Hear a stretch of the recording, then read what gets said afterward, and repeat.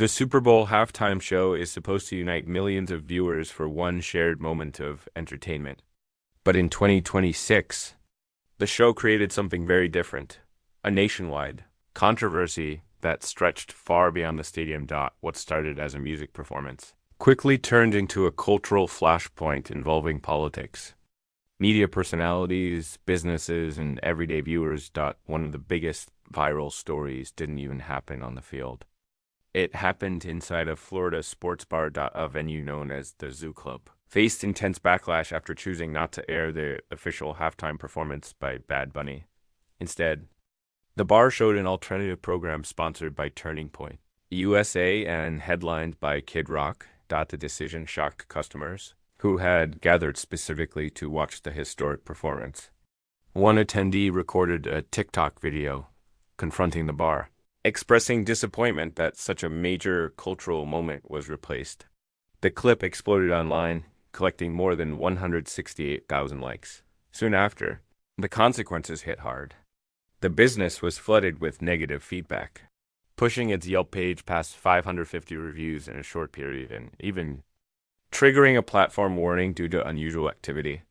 Linked to media coverage. This is a textbook example of what internet culture calls review bombing, when large numbers of people post negative ratings rapidly, often in response to controversy, rather than personal experience. But the sports bar drama was only one piece of a much larger story.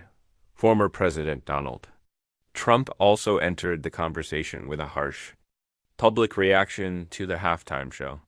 In a social media rant, he called the performance absolutely terrible and one of the worst ever, claiming it didn't represent American standards. He criticized the Spanish language lyrics, saying nobody could understand them, and argued the dancing was inappropriate for children watching. Worldwide. Trump even described the show as an affront to the greatness of America, escalating what might have been simple criticism into a full political talking point. The performance itself included tributes to Puerto Rico, farm workers, and unity, ending with a message displayed on the stadium screen emphasizing that love is stronger than hate. And while critics focused on controversy, the show still carried a theme of togetherness.